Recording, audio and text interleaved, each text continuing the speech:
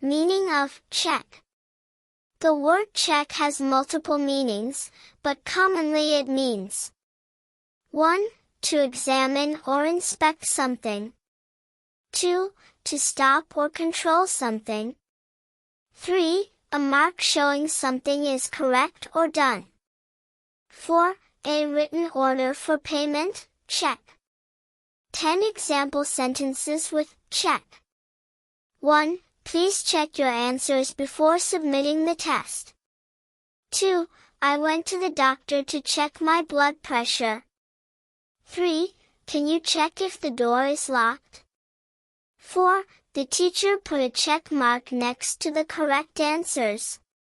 5. You should check the expiry date before buying medicine. 6. I need to check my email for updates. 7. Security checked all bags at the airport. 8. The manager tried to check the spread of misinformation. 9. He gave me a check for 10,000 Indian rupees. 10. The system automatically checks for viruses.